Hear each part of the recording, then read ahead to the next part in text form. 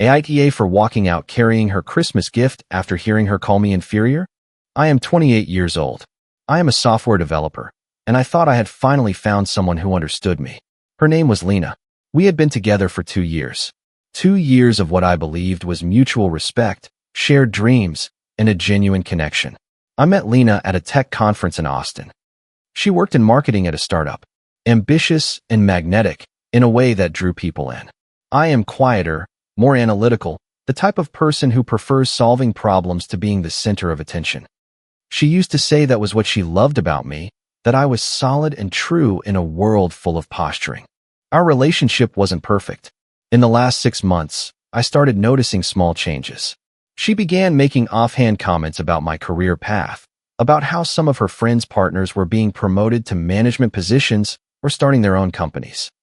I was happy where I was, with a good salary, interesting work, and a solid team, but Lena seemed to measure me against an invisible standard that I never agreed to. Still, I loved her. I spent weeks looking for the perfect Christmas gift, a vintage camera she had casually mentioned while we were walking through an antique shop.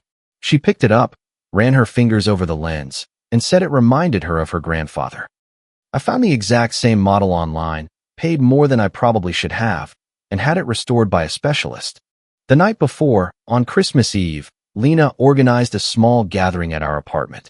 Just 4 friends from work, Bryn, Samira, Tiffany, and Yvonne. I ordered the food, prepared the drinks, and made sure everything was ready. Around 10 p.m., I stepped away to finish some work in the bedroom. A client had a critical bug that needed resolving before the year-end close. I was reviewing code when I heard the laughter in the living room getting louder. They had been drinking steadily for hours. I didn't think much of it. Lena's friends were always loud when they got together, but then I heard my name. I mean, he's great and all, Lena's voice cut through the thin walls, but sometimes I wonder if I settled. I froze, my fingers suspended over the keyboard. Bryn laughed. Girl, didn't you just say that? I'm serious. Lena's words were coming out half-slurred, but clear enough. Like, he's comfortable, stable, but is that enough? Tiffany's boyfriend just bought her that car. Samira's fiancé is starting his own company. What is Owen doing? The same thing he was doing when we met. My stomach sank. Yvonne's voice sounded cautious. Lena, are you drunk? Maybe. No, I'm honest when I'm drunk, Lena interrupted. I could get someone better. I know I could. He is inferior. Oh my God, that sounds horrible, but it's true. He doesn't strive. He doesn't want more. He just stays there in his developer bubble, perfectly happy being mediocre. The room went silent for a moment. Then Samira spoke. That is pretty heavy. It's the truth, said Lena. You guys know what I'm talking about. You've thought it too. I sat there staring at the laptop screen without really seeing it. My hands were shaking. 2 years. 2 years planning a future with someone who considered me inferior, who compared me to her friends' partners and saw me as insufficient, who used the word settled. I saved my work, closed the laptop, and stood up. My movements seemed mechanical, disconnected. I went to the closet where I had hidden the wrapped camera on the top shelf. The silver paper reflected the light, the red ribbon I had tied with care that morning. I took the package and held it for a moment. Then I grabbed my jacket, my keys, and my wallet. The living room was a blur of faces as I walked through it. Lena looked up in the middle of a laugh, her cheeks flushed. Owen, where are you going? I didn't answer. I didn't even look at her. I just kept walking toward the door. Owen, it's almost midnight. What happened? I opened the door and stepped out into the cold December air. Behind me, I heard Bryn say something. I heard the scraping of a chair, but I was already going down the stairs, getting into my car, and placing the wrapped gift on the passenger seat. I drove to my brother's house on the other side of town. Reggie opened the door in his pajamas, looked at my face, and simply let me in without saying a word. I slept on his couch that night with the camera still wrapped beside me. The next morning, I woke up to 17 missed calls and 32 messages from Lena. I ignored them all. Around noon, my phone vibrated with a message from Samira. Owen, I don't know what happened, but Lena has been crying since you left. She won't say what happened, just says she ruined everything. What did you do? I stared at that message for a good while. What did I do? I read it again, feeling something cold settling in my chest. I replied, I didn't do anything. I just left. Samira replied immediately. She's devastated. She thinks you are breaking up with her. Are you? I didn't answer. In the early evening, Lena appeared at Reggie's apartment. I don't know how she knew I was there. Maybe she called my family. My brother opened the door, and I heard her desperate and hoarse voice. He is here. Please, I need to talk to him.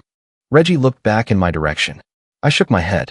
He doesn't want to see you right now, said Reggie with a gentle but firm voice.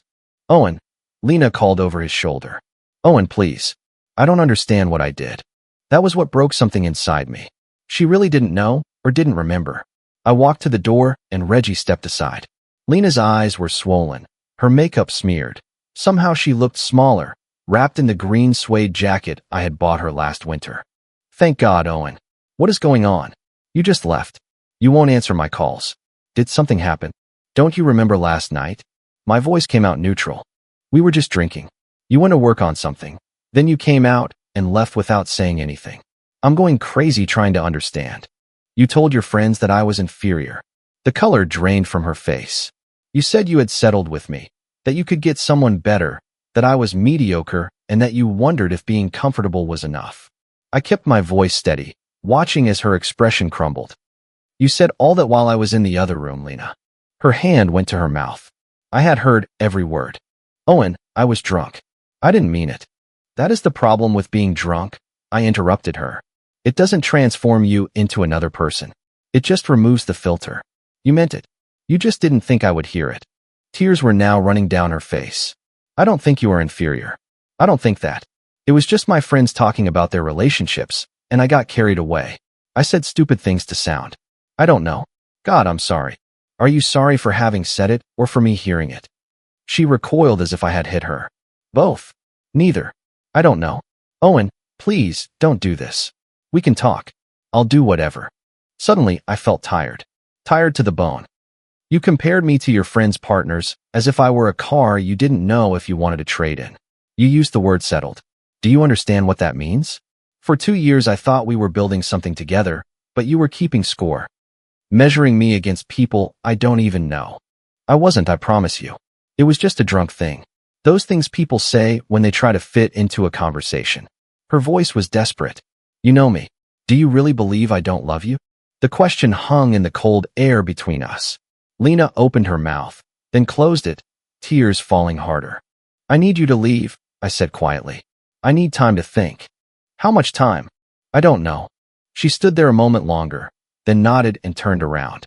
I watched her as she walked to her car, as she sat behind the wheel with her head in her hands. Reggie put his hand on my shoulder, and I went back inside. Update. 3 days passed, and I was still at Reggie's house. My phone was full of messages from Lena, from her friends, and even from my own mom, whom Lena had apparently called crying. Everyone wanted me to talk to her, to give her a chance to explain, but what was there to explain? I couldn't stop reliving that night in my head, hearing her voice saying those words with such casual certainty, as if it were an obvious truth she had been thinking for a long time.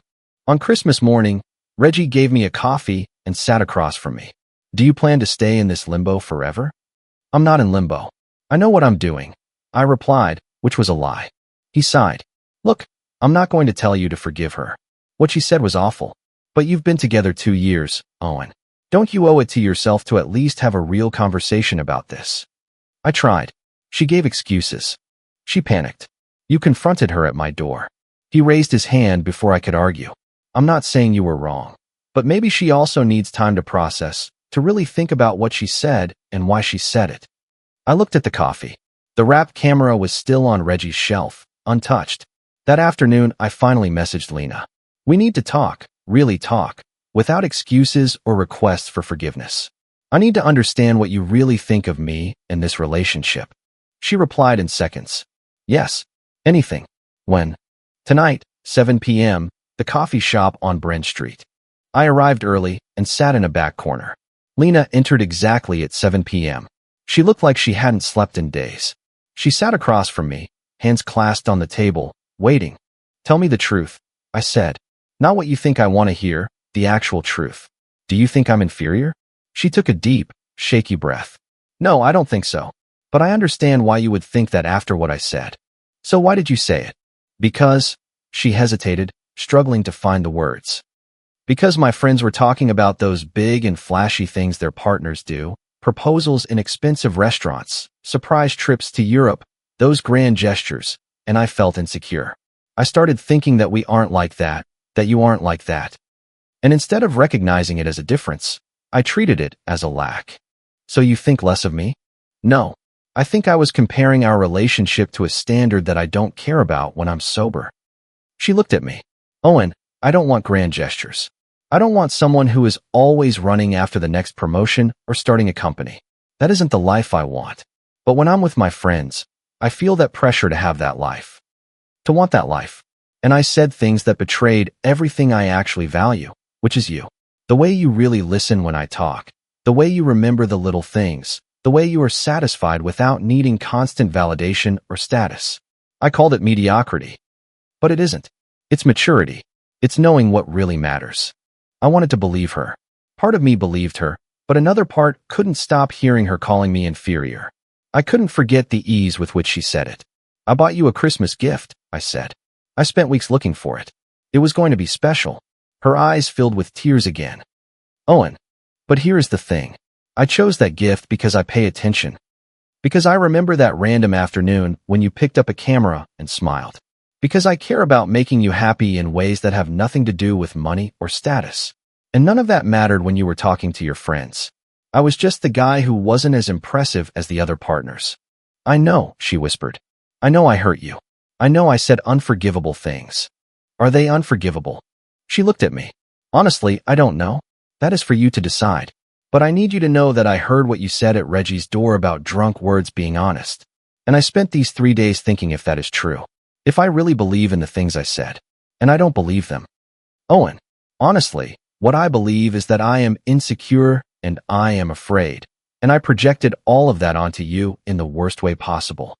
We sat in silence for a while. The coffee shop bustled around us, families and couples enjoying the holidays.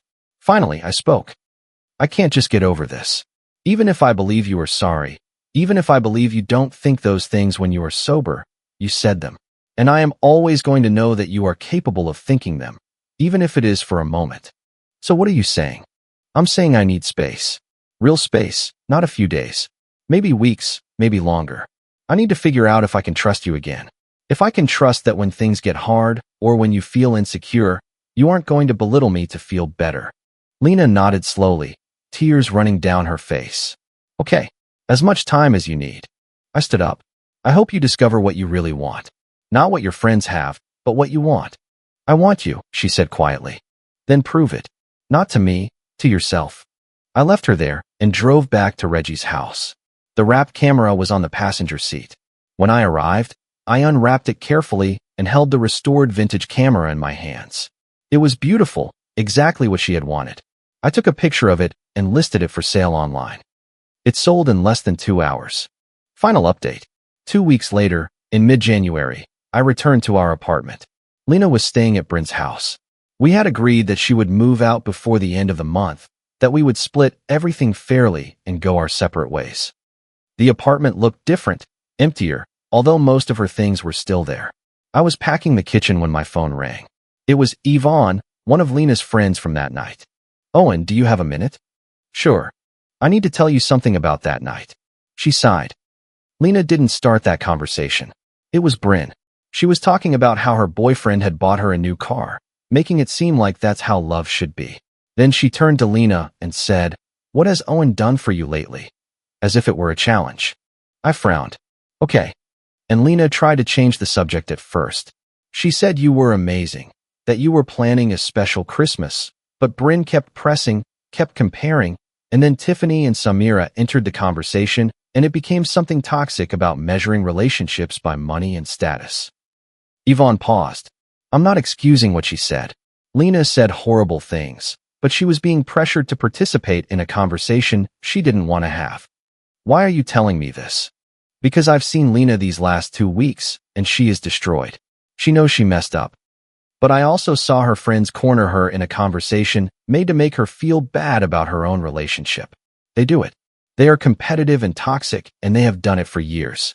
Lena normally doesn't fall for it, but that night she was drunk and vulnerable, and she gave in. I didn't know what to say. I'm not asking you to get back with her, continued Yvonne. I'm just saying context matters, and maybe Lena needs to understand why she surrounds herself with people who make her feel she needs to show off or compete. After hanging up, I thought about that for a long time.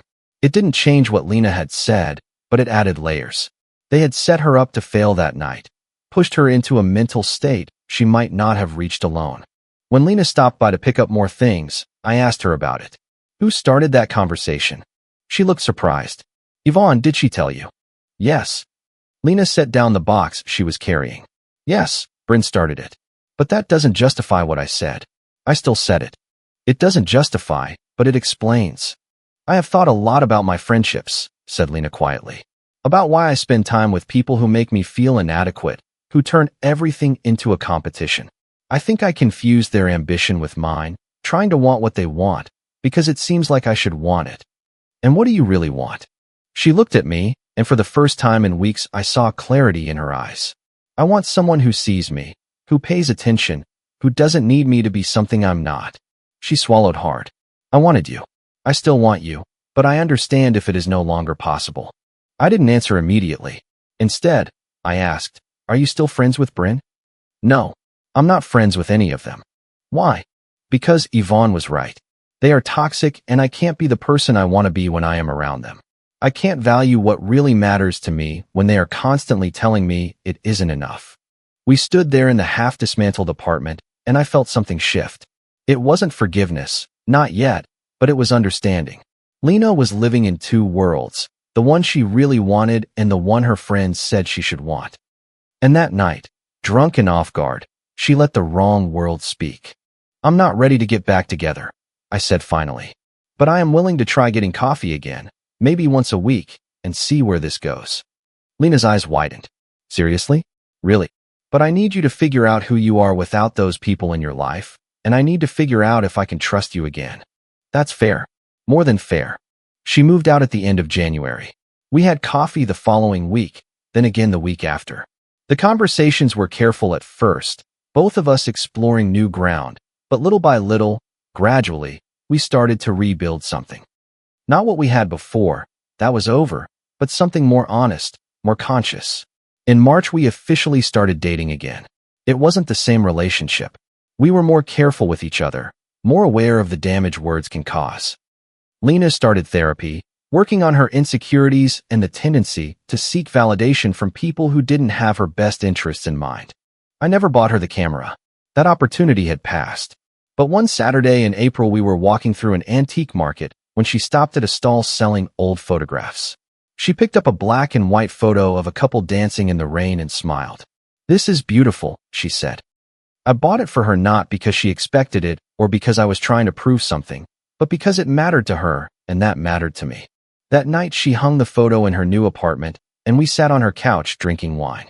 "Thank you for giving me another chance," she said. "You gave yourself another chance," I replied. "I just decided to be present for it." She rested her head on my shoulder, and for the first time in months it felt good. Not perfect, not totally healed, but good. We are still together now, almost a year after that Christmas Eve. We are better than before, stronger in what really matters. She knows that what I heard that night will always be there, a scar on what we have. And I know her insecurities will always exist. It is something she will have to fight consciously. But we are trying, and sometimes that is enough. Comment. What I find so powerful in this journey is the reminder that our words carry immense weight. Choosing to walk away from a situation that devalues you is an incredible act of self-respect.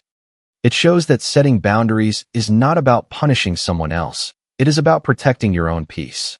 At the same time, true healing begins when we take full responsibility for our impact on others, without excuses.